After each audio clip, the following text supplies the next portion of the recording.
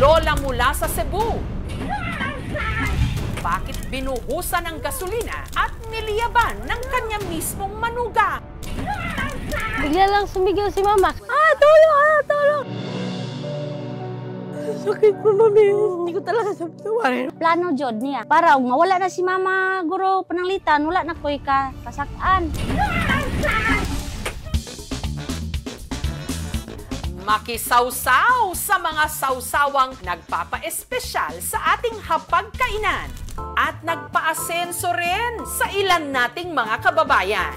Ito po yung bagnet na gagamitin natin, pang toppings natin sa bagoong. Sakto lang po yung alat niya, tapos po medyo matamis-tamis siya na konti. Para rin gawin pang ulam. Pag sinawsaw mo siya, parang kumakain ka ng dinuguan, kaso lang may twist kasi hindi sinabay yung baboy sa sauce.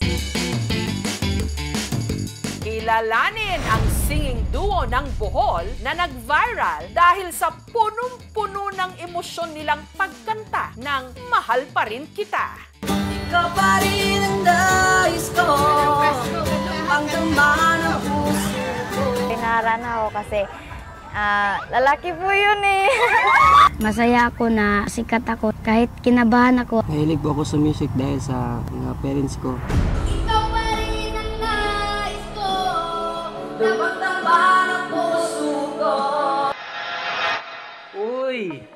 Hi, JR!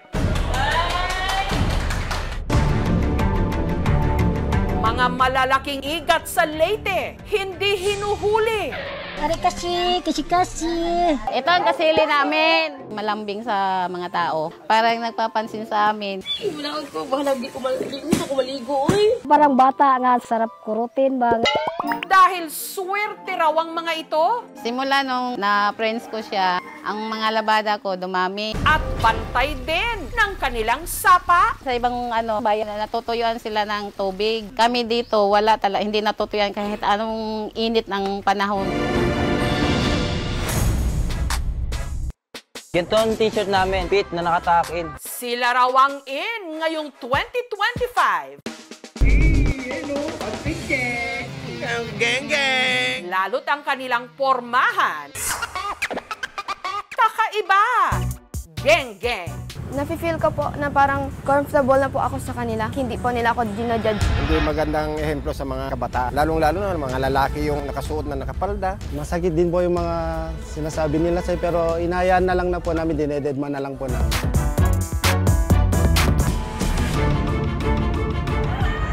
Baby switching nangyari ulit sa isang ospital sa Davao. Ang problema, ang mga batang posibleng nagkapalitan ng ina, malalaki na at meron ng muang. Nakita ko yung sarili ko kasi magkasing matakang morena din siya, morena din ako. Pati yung hibla ng buhok, kasing hibla ng buhok ko, magkahawig na magkahawig talaga kami. Ang napagsipod na ako, ang kanaang mata niya, ang kanaang iyang buhok, na iyang kanaang putis niya, na ipagka-puti good siya. Nakurat ko, gitanaw na ako siya. May probable cause nga, nagkapalit niya yung bata sa ospital. Paano pa kaya sila makakabalik sa tunay nilang mga pamilya? Nakita ko yung bata, abot. Kamukhang kamukha.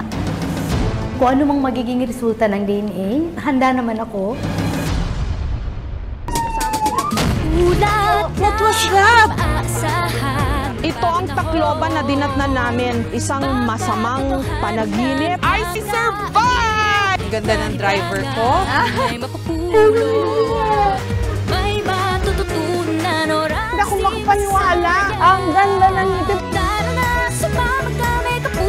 Ako po ang inyong kapuso. You're also sweet. Mabuhay from the Philippines!